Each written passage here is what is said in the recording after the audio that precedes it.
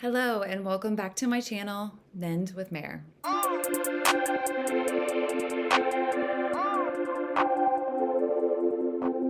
Okay, today I am going to be analyzing and reviewing the song Bigger Than the Whole Sky by Taylor Swift. I want to disclose right away that I have heard this song. Initially, I really wanted to hear what it was about, and so I listened to about 30 seconds of it, and I thought it was about a relationship. It just felt too hard for me in that moment, so I just turned it off. I didn't listen to it, and I went to bed, but I woke up to my friend writing me and being like, oh my God, this song is about infertility. It's about miscarriage. I know it. And when I listened to it again, I was like, there's nothing else it can be. And I know people will probably be frustrated with me saying that, but I am going to review it from the lens of loss and infertility and miscarriage because I think it's a topic that is just brushed over. It is not talked about enough. All of the psychological effects that go on from miscarriage or infertility. And then I also had one of my clients send me the song and she said, oh my gosh, like this is about miscarriage. I know it. You know, the same thing. So the two people that I know very well in my life, one is a client, one is my best friend, both sent me this song and I felt like that was something very special. And I want to make very clear that the women that have dealt with this type of loss have full private ownership over this song. I have not dealt with this. I will be transparent about that. I have not dealt with miscarriage. I haven't dealt with infertility. And I am not going to speak as if I even know what this experience is like because I don't. I have been a witness to the effects of this loss, and I can speak from my experience of viewing my loved ones go through it. I have gotten permission from my parents, my friend, and one of my clients to discuss their experiences to help with analyzing this song. My brother died at birth. My mother gave birth to my brother Joel, and he was not alive. This loss has created an anxiety in my parents that is permeated throughout my sister and I's whole entire lives. My parents have been very fearful and cautious, overprotective, hypervigilant because they experienced losing a child with their first baby and they know how great that loss is, that I don't think that in their minds they felt as if they could ever bear it happening again. So I want to, when I review this song, I'm going to weave in the information that I think sticks out in my mind that I have witnessed through my love and the experiences of the loved ones that I've witnessed that have dealt with this loss that is truly unbearable, but it's one that we don't talk about enough. And I hope that by the end of this, we will all think twice about how we approach people that have dealt with this loss and give them a lot more love. Okay, let's get into it.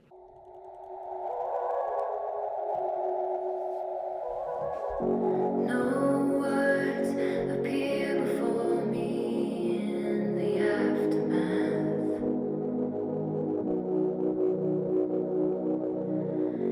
Salt streams out my eyes and into my ears.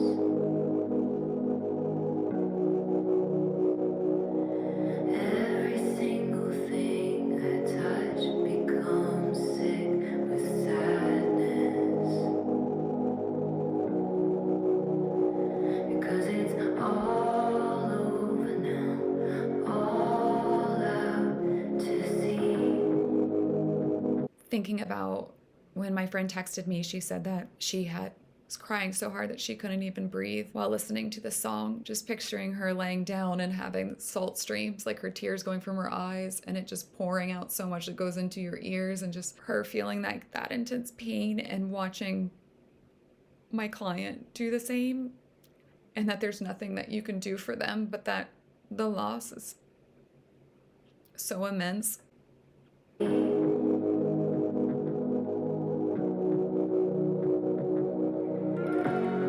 Goodbye, goodbye, goodbye. You were bigger than the whole sky. You were more than just a short time. Okay. I want to say with this, when she says you were more than just a short time, I think that in our society, it's so taboo to talk about things like this and to support one another. I know that whenever my client contacted me after she lost her baby at 18 weeks and she lost another one at 20 weeks. And I remember her having intense sadness and frustration. I could hear it in her voice over the phone, and she wanted to be over it. And it's like, I didn't even give birth. I didn't even see my child. There's this frustration, like, why am I so upset with this? Why can't I get over this? When it's like, oh my God, of course you're not over it. This is something that you had planned on was taken from you. It feels like in our society, people like to judge and gauge how much and how long you should be grieving something based on the type of loss that it is. And I feel a lot of times, like, since it's technically a short time that you carried the child, or that you were trying to have a child, or that you miscarriage, that you know, the time limit's up, you need to be over it, as if, you know, it wasn't a long time, so why are you still grieving this? And I could hear that initial sentiment in my client's voice, and that's why I wanted to meet with her, and we've been working ever since, because of, to give her permission to grieve, you know, because I do think that there were some people in her life that were frustrated that she was still sad, which was so frustrating and made me feel extremely angry for her, that she wasn't given time and patience to be grieving the loss of her child. And this idea that she shouldn't be feeling it anymore. And same for my friend. She had a child. She has a child. And there's this idea that, well, you have one at least. You have one at least, so you shouldn't be upset. You shouldn't be, you know, this down, as if there's a time limit for the grief because she already has a child. Well, she envisioned her life with more than one child. And so it's this idea of what you thought your future would look like that then is taken from you, and you don't understand why. People are allowed to want siblings for their children and to want any life that they want to have. And as a society, we just don't allow people to grieve. We are really uncomfortable with grief and loss. And especially in this case, we fail the women who have dealt with this, because there's this tendency, this need to gauge how long or what's an appropriate amount of time to grieve the loss of a miscarriage, or of infertility, or an ectopic, or stillborn. It's as if, well, it was a short time, so you should be over it soon, right? Like, you didn't even get to see your child, possibly. And it's so wrong, and it's so cruel. You know, she wanted to give her child a sibling. She had hopes and dreams of what her family would look like. And there's this, it's an unexplainable loss that she's not able to have that life, and she's allowed to have space to grieve that. And also with my client, she was frustrated, I think, with herself that she wasn't over it. And I think she was surrounded by some people that also wanted her to get over it, because it's easier for everybody else, because we're uncomfortable sitting with somebody else's pain. But that's what we should do. There's this feeling like, just get over it already. And how do you get over something that you had hoped and wished for? Or even if you didn't and then you lose it, it's just like, why is this happening? She felt so robbed. I mean, it really is just like, why? I've got a lot to find about. I've got a lot to live without. I'm never gonna be what could have been, would have been, what should have been you. What could have been, would have been you. This describes it. Taylor is stating, I've got a lot to pine about. Like, I have a lot to miss. I have a lot to long for and yearn for. I have a lot to miss. There's a lot to live without. One of the hardest parts of it is never knowing what that little baby was going to be, who they were going to be, what would have been, should have been, what could have been you, meaning this child. Because oftentimes a lot of people name their babies before they're born, and you start to get attached and you think about who they're going to be, and you have hopes and dreams and desires for them, and then it's just washed away. It's just out to sea. It just disappears in front of you. And that's tragic. Some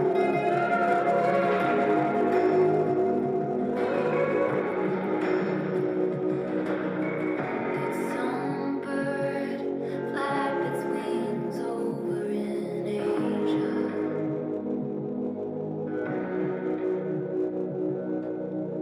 Did some force take you because I didn't pray?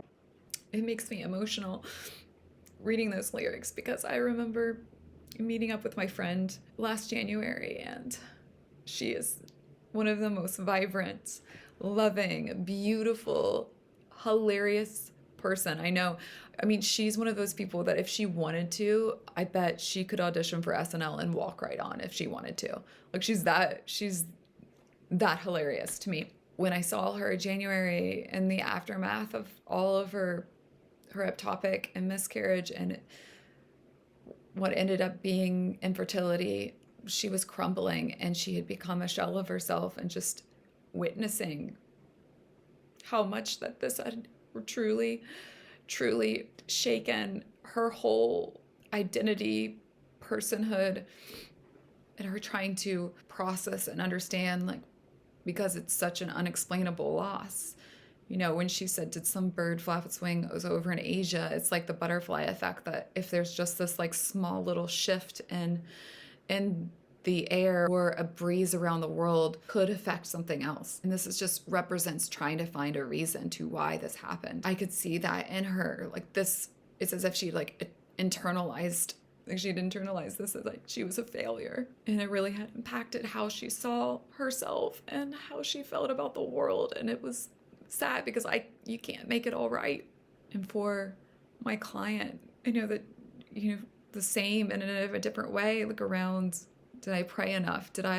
Was I not a good enough person? Did I not deserve this? Am I being punished or feeling as if you know, the universe is choosing not to give you this, and you're just trying to make sense of something that doesn't make any sense at all. And I know that for my friend, people would give so much unsolicited advice around what you could do to get pregnant and all the things that you need to try, and she had tried all of those things and it wasn't working, so she had so much guilt and shame and feeling as if there was something wrong with her body. I mean, just so many layers upon layers. And speaking of body, it makes me think of my client who, I mean, she worked in the hospital where she got the news about her angel babies both times, and then she had to keep pushing through and working there and going back to that place that she every day after experiencing something so tragic. And if we were in any other situation, I'd be like, don't go back there.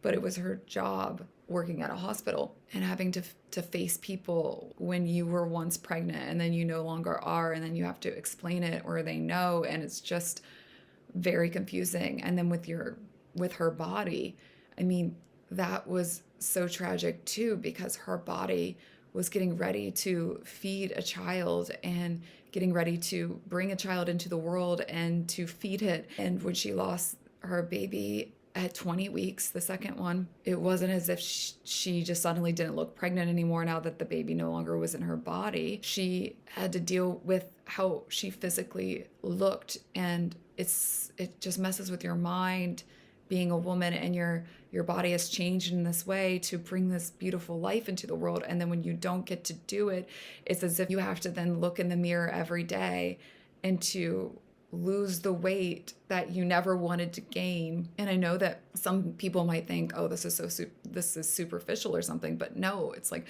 I remember like she felt like it was for nothing because her body changed so much, but there was nothing that came out of it. There was no benefit to it. And I think that that's where you feel like there's something wrong with you and that you deserve this, or you did something wrong, you didn't pray enough, or there was something so random in the air or energy or something that made this not happen.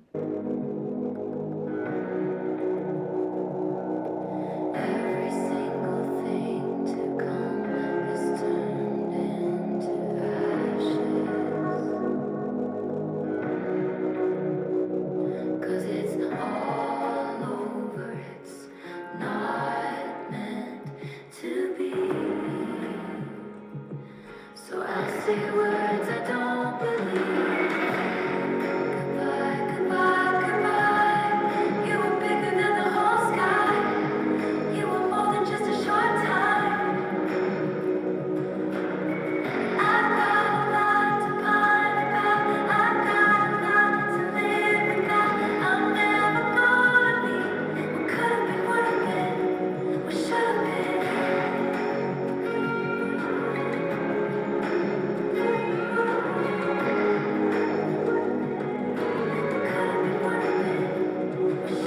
I'm just thinking about everything turns to ashes, and you know, my client has her baby's ashes, She has her baby's ashes that she keeps. And it's hard to get through that period of time. I can only imagine when everything feels as if it has turned to ashes, literally turned to ashes. It's not fair. And I also want to talk about going back to everything I touched turned sick with sadness. And I think about what happened to my mom, where she told me where this woman at church was also pregnant at the same time that my mom was. And that when she went back to church, instead of the woman like embracing her and, you know, consoling her, she kept her distance. My mom felt as if it was as if that woman felt if she got close to my mom, or she was around my mom, like there was something wrong with her, that like maybe it'll impact her and she'll lose her baby. And my mom just felt so isolated and alone. And that is just horrible. This idea that there's something wrong with you if this happened to you. And the running theme that I think about when I talk to my friends or family or clients that have dealt with this, it's the theme of just being so isolated and alone and sad and scared.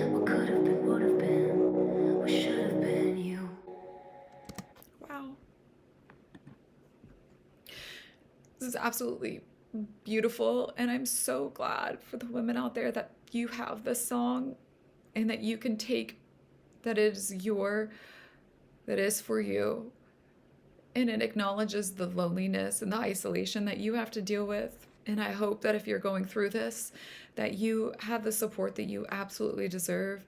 I hope this song brings some comfort that you're not alone. And I hope that we can openly support each other, because it's tragic and it doesn't make any sense. And through it all, I think of my client, who I'm so insanely proud of. She is a beautiful, beautiful human being. I wish she understood how other people saw her or how I see her. And she has made a beautiful shop called Stella and Nate.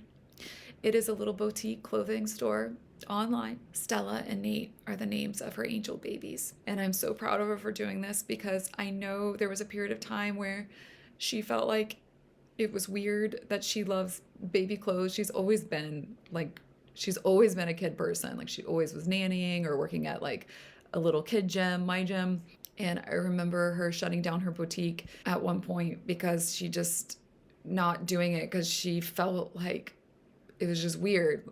And she judged herself that, you know, she lost her babies. Like, what am I, just obsessed? Or she just wondered how people might be viewing her because she has, you know, a little baby clothes clothing store.